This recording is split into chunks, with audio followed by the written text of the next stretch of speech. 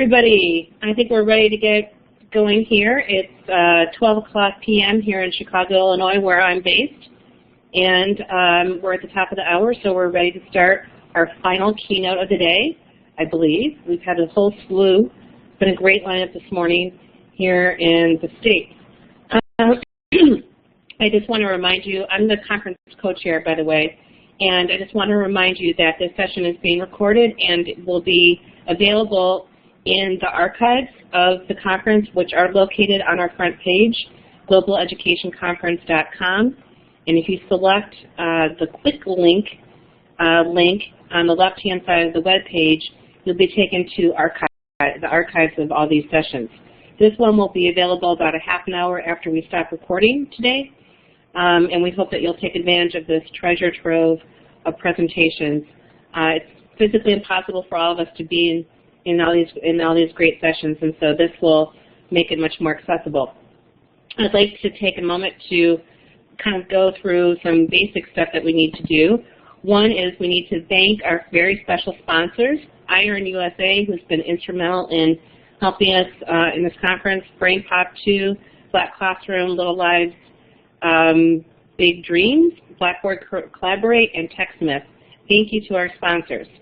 The next thing that we do in all of our sessions, if you're new to them, and many of you are repeat attendees, is we take a moment to kind of place ourselves on this map, and this helps us. Sorry, I need water here. Anyway, this helps us kind of orient ourselves and get a sense of how global we are this week at this conference. So you can take the pointer tool, right below the pointer tool is a star. You click on that star, you might have to double click, and then click on the map and indicate where you are. In the bottom, in the chat room, you can type in your location as well. And then we get a sense of where we're all at.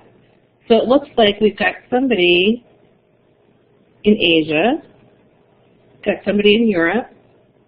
Okay, we're getting global here. And we've got a lot of people in the U.S. Nepal, I see you there. Okay, Govinda, I should have known. You're in every session. You never sleep. So, okay, which now leads me to welcome Carrie Wagner, who was introduced to me by Missy, who's in the chat. And we're very excited to hear about Carrie's work and her book and her work in Uganda. And I am sleep deprived at this point and can't say anything more. But Carrie, we're so thrilled to have you. Very interested in your work and hope to learn a lot from you. So I'm going to take you back to your first slide, and we're good to go. Thank you, Lucy, and hello. If you would give me a quick indication that you can hear me okay, that would be great.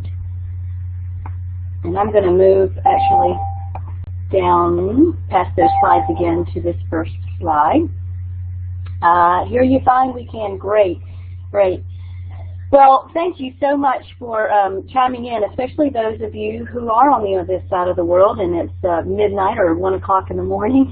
That's quite commitment and devotion. So I'm so thrilled that you're taking the time to come into the session.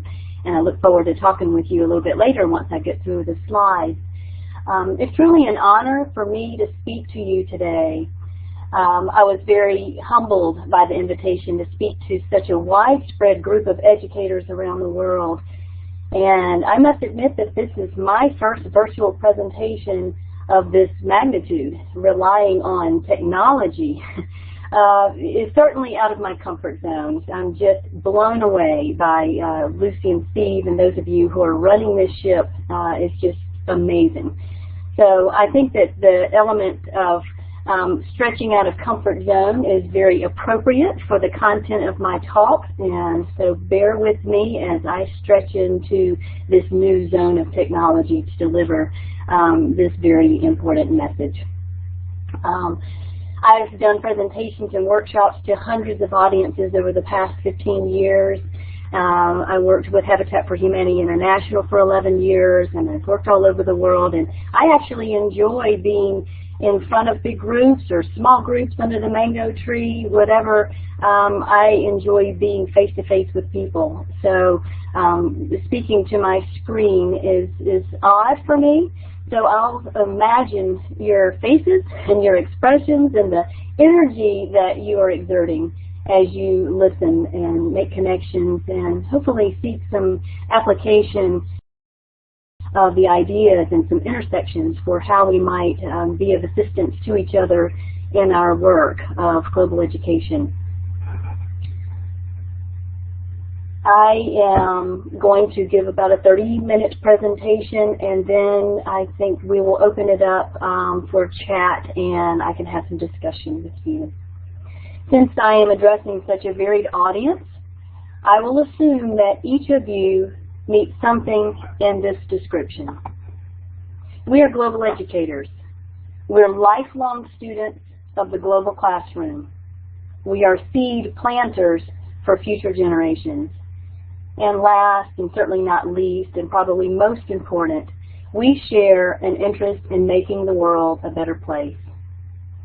Hopefully I've described some things we have in common, and I'll imagine that most of you are interested in global citizenship because you share this belief with me.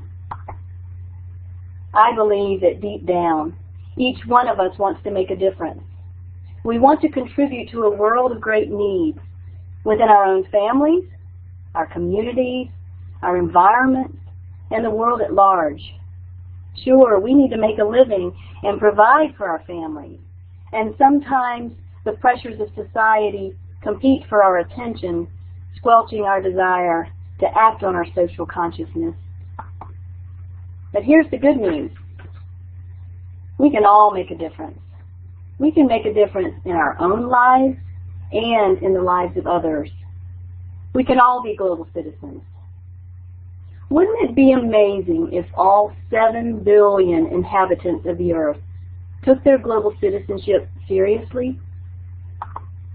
If those of us in the developed world, especially those of us with higher levels of education and income, paid more attention to our carbon footprint, and if we sought out more opportunities to engage the poor in solving world problems, can you imagine what a different world it would be?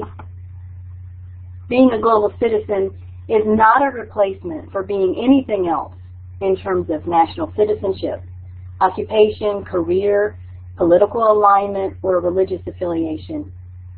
A global citizen outlook fits any career path because it has more to do with attitudes, values, and actions. Sorry, it skipped a screen here. I'm going to talk with you about 3 things today. I'm going to describe what it means to be a global citizen and how we embark upon the path of global citizenship. And thirdly, how we inspire and help others to engage globally. That's really what our work is about. I'll share my own experiences in this presentation as a foundation for building the topic of global citizenship. And I hope that my experience may spark some memories of yours or prompt ideas for next steps in leading others to the path of global citizenship. My book, Village Wisdom, is a cornerstone for sharing my story, and it's become the springboard for my continued work in global education. It's a heartfelt story which spans miles and years, crossing cultures and connecting generations. I'm actually going to take you to the book trailer for my book. It's a 2-minute video, and I'm going to switch the screen right now into the virtual web tour and plug in the website for you. And if somebody would give me an indication that you're there and it works okay, let me get there.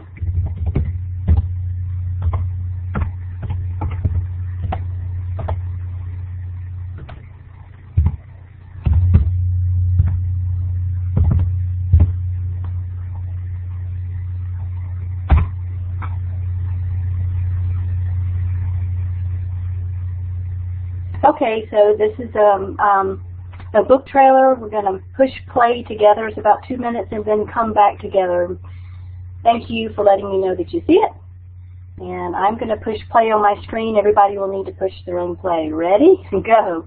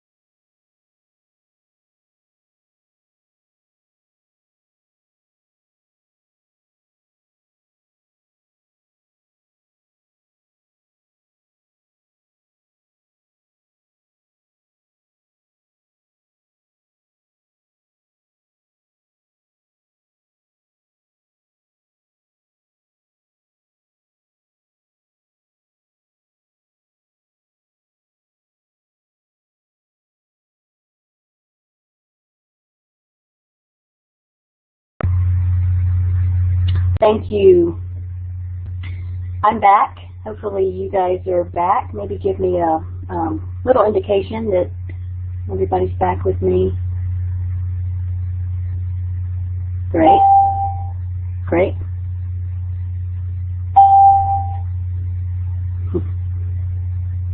Thank you. All right, looks like folks are back, and hopefully you're all able to see the book trailer. So where have you been and what have you done that has changed your life forever?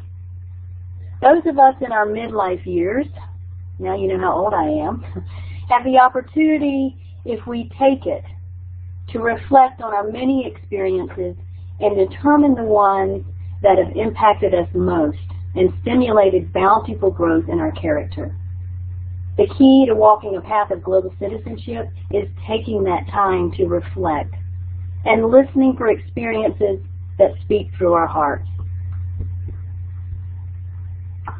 Think about people who have taught you some valuable lessons just by being who they are.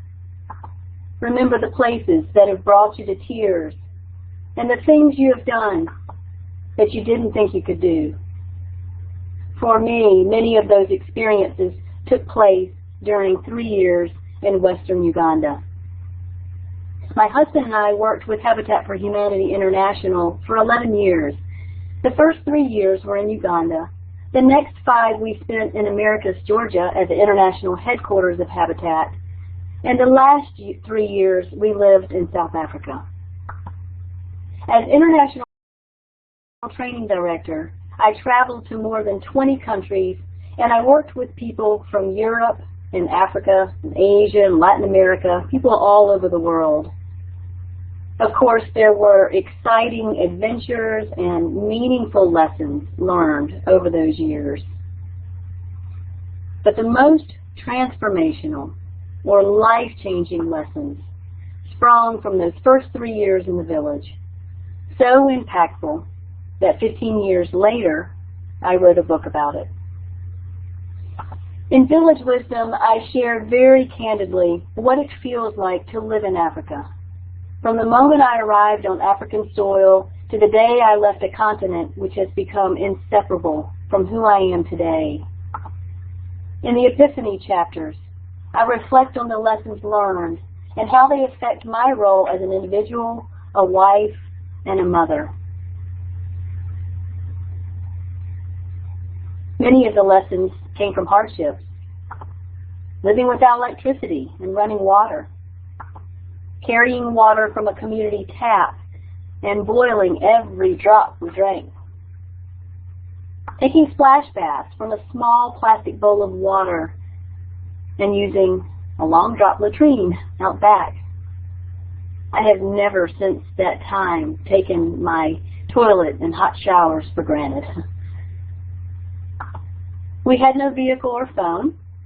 We walked everywhere or took public transportation to other towns. I had my share of sickness: tapeworm, amoebas, ringworm, bed bugs, heat stroke, giardia, just to name a few. The hardship certainly had impact. But more lessons came from living with people who are not defined by fashion, fad, or technology. People who struggle to meet their daily needs. People who not only know what it means to be community, but who demonstrate care for their precious land.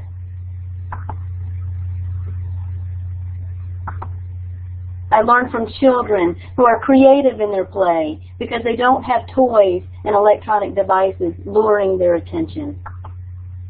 And I was especially impressed by children who learn how to run a household because they're responsible for helping with chores and taking care of younger siblings. And I learned a tremendous amount from a man named Job. Job is a poor peasant farmer with a 6th grade education. I've written a whole chapter about Job with utmost respect for his example of community leadership. These lessons, though not articulated until I wrote my book 15 years later, embedded in me a commitment to spend my life, the rest of my life, being part of the solution to world problems, rather than only being part of the problem. If we're not engaged in problem solving, then we're only part of the problem. When I became a mother 14 years ago, I entered the challenge of raising socially responsible children in a wealthy nation which values consumerism, materialism, and self-elevation. Believe me, I am certainly not trying to culture bash America. I love being American. I love my country. I love so many things about being here. There are positive values, there's virtues that are amazing. I love my freedom. But one of the realities of having an expanded worldview, and this can be a blessing and a curse, is being able to see the qualities and handicaps of any culture, including your own. I think that having children of my own helped my role as a global citizen take shape. I realized that most people do not have opportunities like I have had to travel and live abroad. There's no way for them to have an appreciation for the tremendous gaps in world economies and social justice issues. So I began sharing my experiences and providing opportunities for others to see the world with new eyes and hearts. This, I believe, is a fundamental responsibility of global citizens. While I was writing my book, I grappled with some difficult questions. What impact did living in Uganda have on my life? What lessons did I learn? If I claim to have had transformational experiences, how does my life now reflect those core values? What about you? I imagine that this audience has had some pretty significant experiences too. You've traveled. You've either studied or worked abroad. You have experience with international business, international education, or in the nonprofit sector, working with NGOs or even government agencies. Regardless of your particular experience, you have found your way into the realm of global citizenship. Over the course of 15 years, I've had conversations with others who have lived and worked abroad. I've also talked to folks who have just done a short-term study abroad or taken a mission trip to a foreign country. The common response to my question, how did this impact you, is usually, if not always, it changed my life. Well and good. It is life-changing. The next question is a little more difficult to answer. How do your decisions and actions reflect that change? It's a question my husband and I revisit frequently because it's so easy to slip back into complacency. What are we doing about the lessons that we've learned, the transformation that has happened in our lives as a result of engaging with the population in developing countries? Our decisions and our actions are a demonstration of what's important to us. And it's in this light that I talk about global citizenship. What does it mean to be a global citizen? This is my definition. There's no consensus for defining this term, nor is there a definitive process for achieving global citizen status. Global citizenship is not a legal attainment, nor a medal of honor. It's not a destination, but rather a journey. Being a global citizen is all about attitude and commitment. It's about having respect for a world that is much bigger and more complex than any of us can imagine. It's about each of us doing our part, our tiny drop in the bucket, to obtain peace, sustainability, and prosperity on a global scale. Those tiny drops make a big splash when practiced in unity. And it's about working to solve world problems together, with respect for all players, no matter their nationality, their economic situation, their religion, or political affiliation.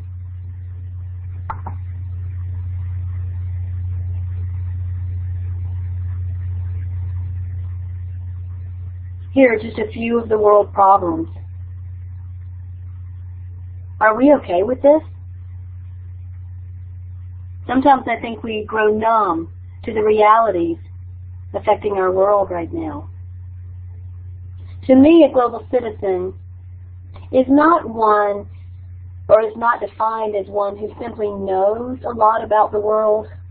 Those who have studied extensively and have degrees in global studies and political science or maybe anthropology, I mean, certainly those are valuable credentials, but the formal education in and of itself does not constitute global citizenship. World travelers are not automatically global citizens either. Consider these illustrations. The difference between reading a book and writing a story. Driving to a lookout point and climbing a mountain. Watching a sports game and being on the field. Sightseeing and having a conversation with a street vendor. Giving money and giving time. Staying at a nice hotel and staying with common folks. What do these illustrations have in common?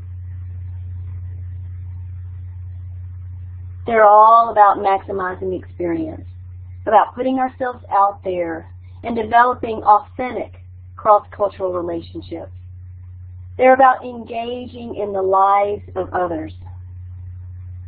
Because you see, when those people, whoever those people are for you, become part of your inner circle of friends, you want to live your life in a way that's a win for you and a win for them.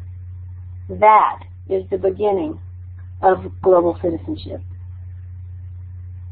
I've recently designed a tool that helps map the global citizenship journey.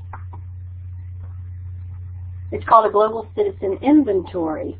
And it's not a how-to because there's no one-way path to global citizenship.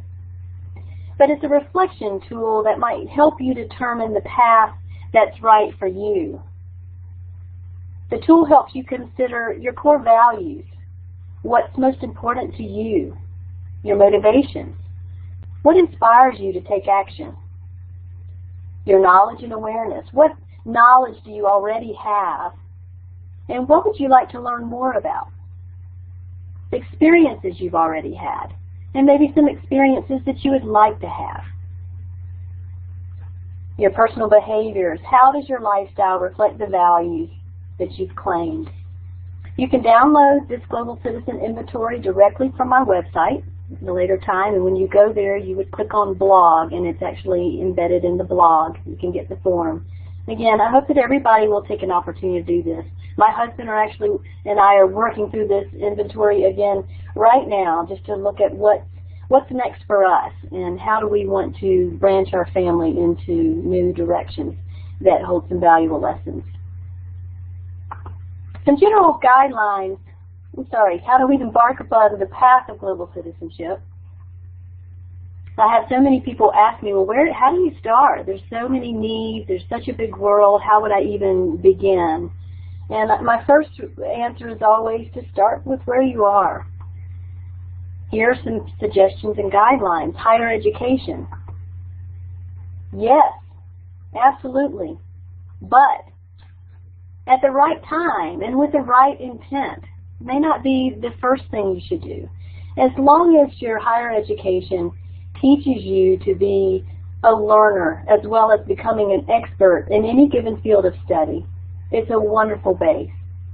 The best programs are the ones that teach you to ask questions and to look at best practices and to value the knowledge and wisdom possessed by people from different backgrounds.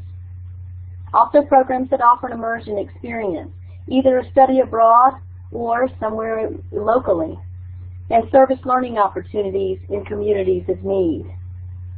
I want to give 3 short stories related to higher education, because I think this is a really critical question as to where it fits into our global citizenship.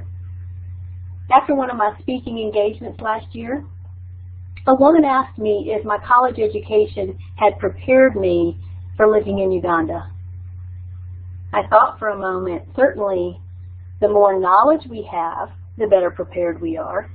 Knowledge is a good thing to have in our suitcase. And as I was still thinking, wanting to give a very authentic answer, my husband piped in with an insightful response. He said, I found that I had to unlearn so many things in order to survive. Sometimes our education can get in the way of the childlike qualities necessary for learning new cultures. While higher education is a great foundation for global citizenship, it's merely a starting place or a good addition along the way. The other examples that I want to give are these 2 books that I've recently read. The one on the left, The Global Student. Skip the SAT, save thousands on tuition, and get a truly international education. I love the gutsy suggestions of Maya Frost in this book. She writes, savvy parents know better than to rely on American high schools or colleges to provide a truly global education for their students. They actively seek opportunities for international learning beyond the high school classroom or college campus. In her book, Frost gives countless examples of successful individuals who have taken an alternative route than that of formal education directly following their high school. While the stories she shares are fascinating, and I think they're great examples for people who are not inclined to pursue traditional education or formal education, they don't talk me out of wanting my boys to have a college education. But since my husband and I know the value of what she promotes, we're raising our boys, now 12 and 14, using a combination of education and travel experiences to broaden their worldviews. The other book is one I've recently obtained. I heard the co-author, Willie Baptist, and some of his colleagues speak on the Poverty Initiative. I was so impressed by this team of professionals who are committed to including non-academic based professors in their educational programs about poverty, but rather learning from those who have lived in poverty. Willie Baptist is a formerly homeless father who has spent 40 years organizing the poor through various campaigns, and he now serves as the Poverty Initiative Scholar in Residence at Union Theological Seminary. International travel Yes, of course. But extend beyond tourist travel. Stay in people's homes. Eat with them. Have your hosts show you around. Engage in everyday activities of locals. In the summer of 2009, we traveled as a family to Uganda and spent a month living in the village where Bob and I had lived long ago. The trip is captured in Uganda Revisited, which is the last chapter in Village Wisdom. By the time we took our kids to Uganda, we had already traveled as a family to 8 countries, and we had practiced getting off the tourist track. We know how to travel on a shoestring, and that's the way we're able to travel. And on this particular trip, we were able to take our community with us through their donations of soccer equipment and through a service learning project, a book exchange project, which I'll talk about a little bit later. Last summer, we spent a month in Guatemala in a language immersion program. We lived with a family, and we spoke only Spanish for a month. I was pretty quiet. My Spanish stinks, but my kids did a great job.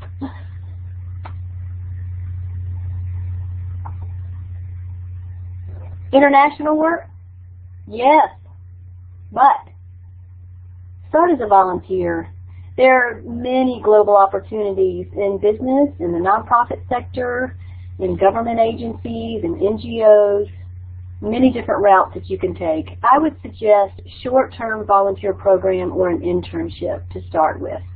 Honestly, you are more of a liability than an asset in the field until you have some field experience. So are only people who live and work internationally global citizens? Absolutely not. You do not have to live in another country to gain a respectful disposition for people from different cultures. You do, however, have to step out of comfort zone wherever you are to gain a broader perspective and develop care for individuals from different backgrounds. Get involved locally with organizations and businesses that have a positive global impact. Be a good host. Host international exchange students and or visitors.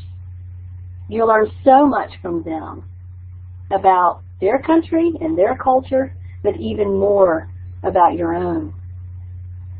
Make friends with people who are different from you.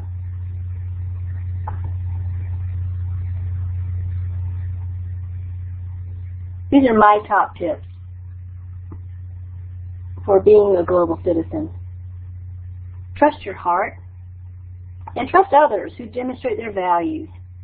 Most of us have a sense of intuition. We can tell when somebody's being true to what they believe. We just need to trust. Be patient, but persistent. Sometimes waiting for the right opportunity is better than taking the first opportunity. Number 3, as I've talked about, step out of comfort zone. You've got to get out there. It's that risk-taking that provides the valuable lessons and experiences that we hold on to for life. Number 4, immerse fully. Be willing to engage and invest your whole self into a world of unknowns and into the lives of others. Number 5, serve. Volunteer your time. I believe everyone should serve in some capacity along the way. We don't all have to do a Peace Corps or Habitat for Humanity term or serve in a developing country, but I do believe everyone benefits from serving others. Number 6, keep that thirst for learning from your own experiences and from others. We are lifelong learners. And number 7, as my husband said, be willing to unlearn, to let go of preconceived notions and ideals, and to learn to appreciate people for who they are and the gifts that they have to share. Recognize your many layers of filters that affect the way you perceive and deliver communication. We all make false judgments based on our own ignorance and fears. Number 8, embrace diversity, recognizing that all people bring wisdom to the human race. And number 9, be humble about what you bring to the table. and look for the strengths of others. As an American who has traveled all over the world, and you've experienced this too, we have sometimes a reputation of arrogance, of being know-it-alls. I think if we would all humble ourselves with what we bring, what we have, the world would be in a better place. And number 10, be the link. And this brings me to the most exciting part of my presentation, because I think this is the most important responsibility of global citizens. Be the link. I guess that writing Village Wisdom was one of the roles I was to play as a global citizen. And everyone doesn't have to go through the blood, sweat, and tears of writing their story. However, if you have a burning desire to write, then by all means, go for it. Like living abroad, writing a book is a transformative experience.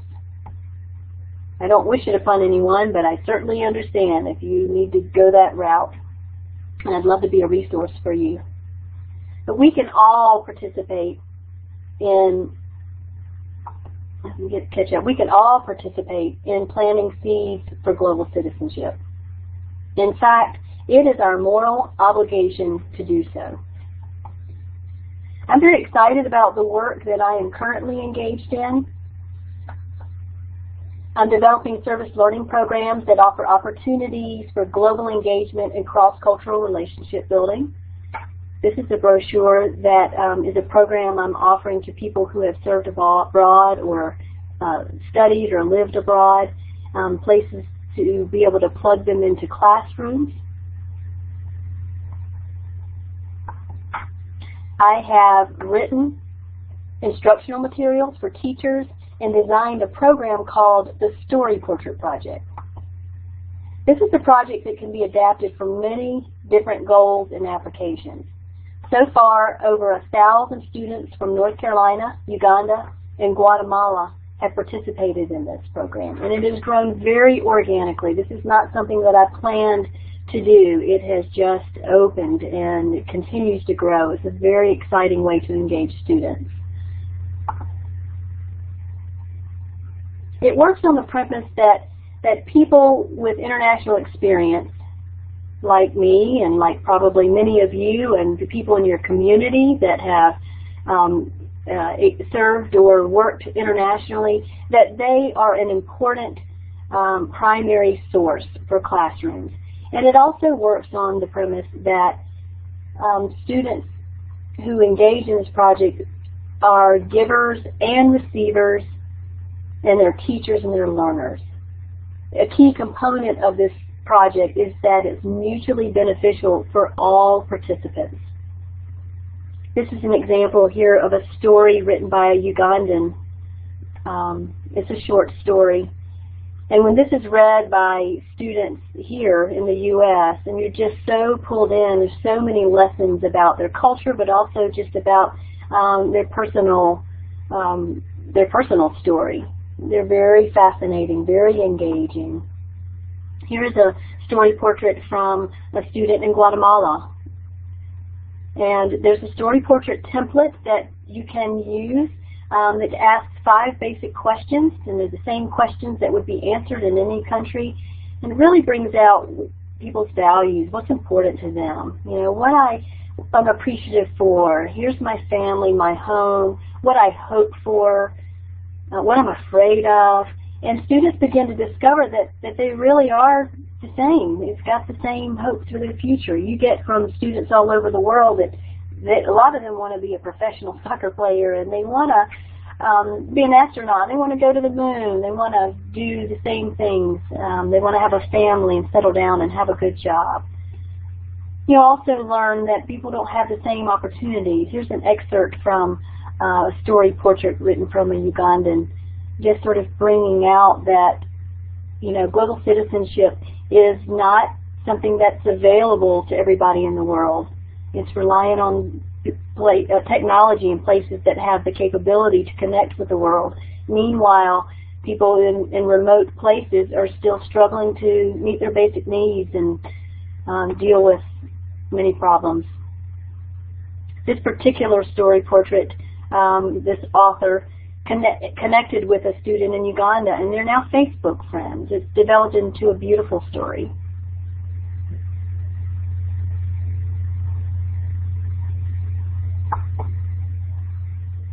And again, this is the Global Link program that I'm developing. The global citizens, I believe, take their responsibility full circle when they share their experiences and learn lessons and share their lessons with their home communities, providing inspiration for others to explore the world beyond themselves.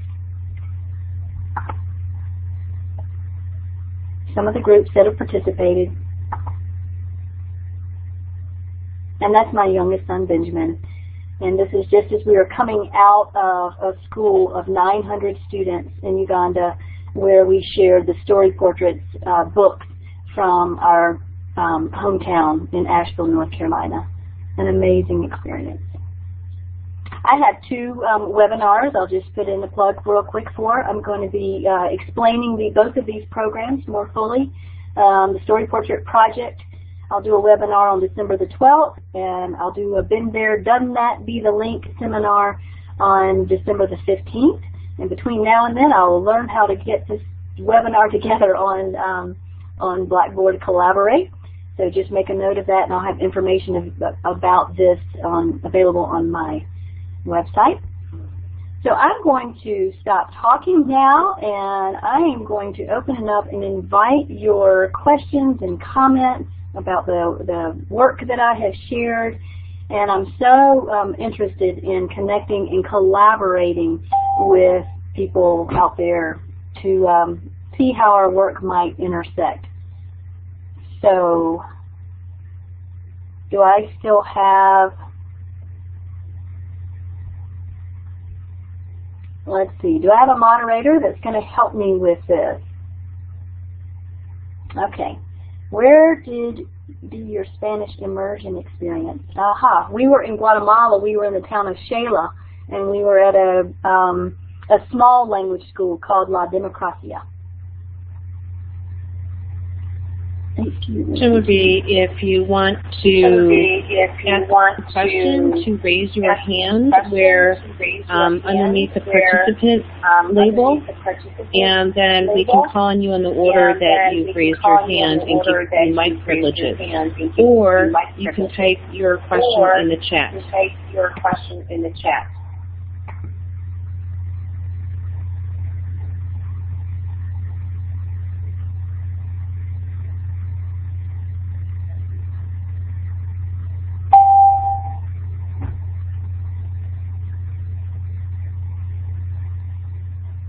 Okay, how did you set up the story portrait with the school in Guatemala?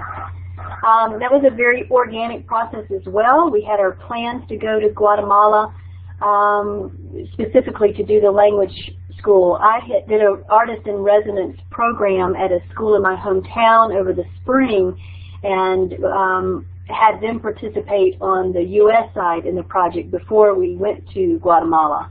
And so I was able to take with me about 200 story portraits from the school here in my town.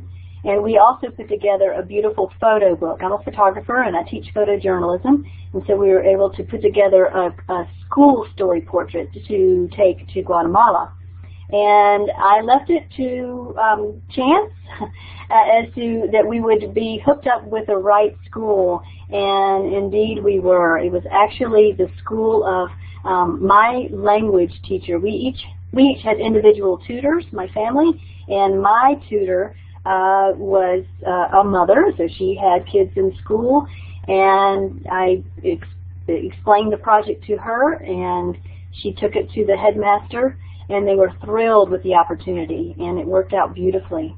So sometimes I think you don't have to have everything in place to begin. What I have found is just going to a school and presenting the project. You would have either a teacher or the principal that would be excited about it and champion it and welcome it. And if that interest is not there, then you would move on. Can you spell that school and town for me? Yes, it's actually Quetzaltenango. And I'm not going to switch to the typing. I will spell it for you. Quetzaltenango,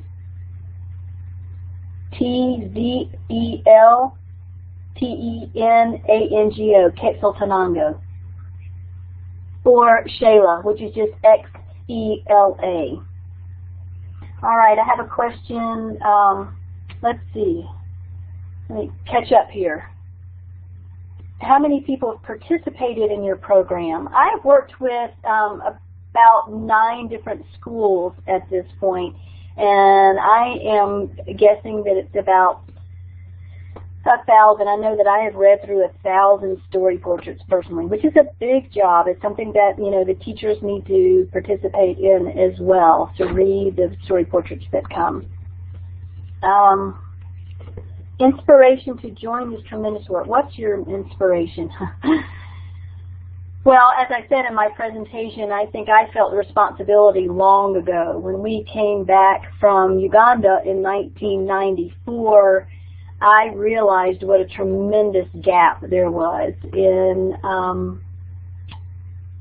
poverty and world issues, but how uninformed people in my home country are about world issues and about the fact that people live with so little. And so for me, my motivation is more out of a social justice commitment, but it's also that I know that if people don't have the opportunity to know what's out there, we can't expect them to dive in and play their part. And so I know that this is a role that I can play. Having been and seen as much as I have, I know that I have responsibility to share that. So that's my inspiration. All right, I'm reading from Kelly. I'm in the process of developing an NGO in Peru that brings teachers from developing countries to come here to help with professional development and teacher coaching. Great. I will definitely watch out for that. Thank you for letting me know, Kelly. Any other questions?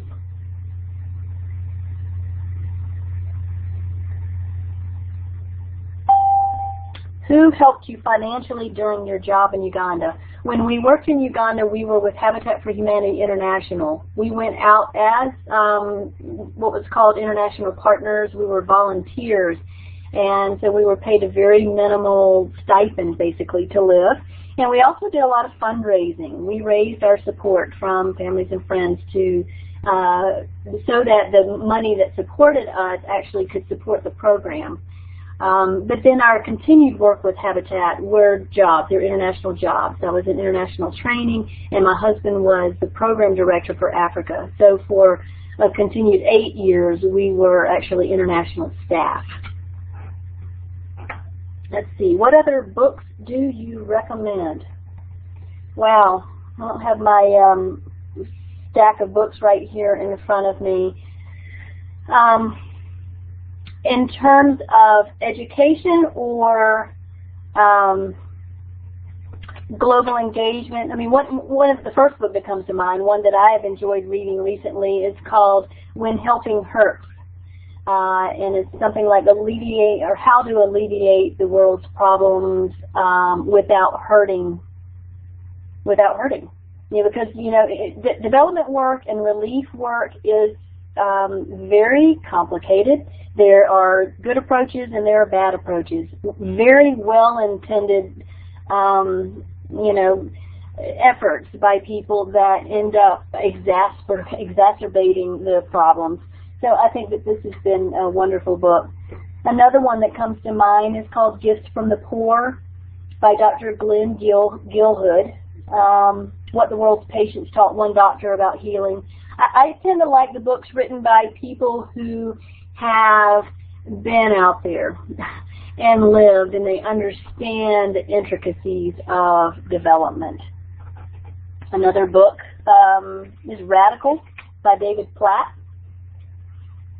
If I think of other ones, maybe I'll put together a list of recommended reading, but those are the ones that come to mind first. Let's see, let me catch up here. Here's the link to the next, let's see, there we go. I would like to take you, we have a few minutes left here. I would love to take you to a couple of websites real quick, if that's okay. I'll continue to look at these chats coming in over here. And thank you guys for putting these websites of similar work. But if it's okay, I'm going to go back over here, take the screen. First of all, I'm just going to show you real quickly my website, and then I'm going to show you Melly V. Global's website. I want to point out a couple things.